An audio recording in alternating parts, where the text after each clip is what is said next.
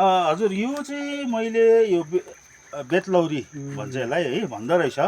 किनकि यो बेतलौरी चाहिँ मैले आज हाम्रो जे साम्पाङज्यूको घरमा थर्बु नन्दोल गाउँमा चाहिँ म यहाँ आएको थिएँ आउँदाखेरि यहाँ बुबुको घरमा रहेछ अन्त यो के हो बुबु भन्दाखेरि चाहिँ यो बेतलौरी हो यो औषधि हो अनि धेरै कुरो यसले निको हुन्छ होइन भन्यो र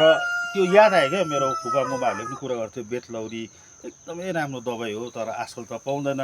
भन्थ्यो तर हाम्रोतिर साँच्चै नै मैले देखेको पनि थिएन बेतलौरी भन्ने सुनेको थिएँ तर आज यहाँ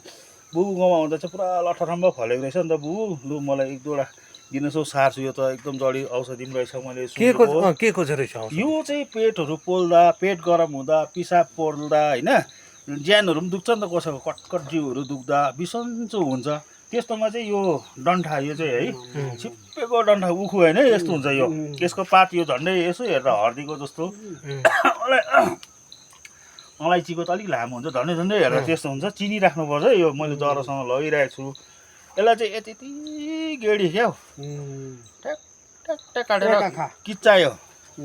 च्याक च्याक च्याक च्याक पाऱ्यो अन्त जति सक्दो चाहिँ सिल्भरको मग अथवा ग्लासमा क्या स्टिलको ग्लासमा चाहिँ हुँदैन है पानीमा मजाले भिजेर राख्यो ठुलै भाँडामा बेलुकी तातो पानीमा होइन चिसै पानीमा भिजाएर राख्यो झन्डै 2-3 ग्लास हुने खालको अन्त बिहान बिहान खाली पेटमा चाहिँ हामीले खाएपछि चाहिँ हामी परिवारले खानु पनि सक्छौँ यो कुनै साइड इफेक्ट पनि हुँदैन यसले कुनै उयो पनि हुँदैन बिजाउँदैन हामी बुढोपाखा नानीहरूलाई पनि यति यति दियो भने चाहिँ यसले चाहिँ यति राम्रो जिउ दुखेको पिसाब पोल्ने हाम्रो डाइजेस्ट सिस्टमहरू पनि निको पार्ने होइन किनकि पेट नै एउटा यति डरलाग्दो जड रहेछ यो खानपिन हामी खान्छौँ यो मुखबाट जो भित्र जान्छ पेटबाट नै हाम्रो रोगहरू हुँदछ प्रेसर हुने सुगर हुने जे हुने ज्यान दुख्ने र यसलाई चाहिँ त्यो पिसाब पोल्नेदेखि पेटको गडबडदेखि ज्यान दुख्नेदेखि सबैको जडी औषधि रहेछ आज चाहिँ मैले यहाँ बुबुलाई मागेर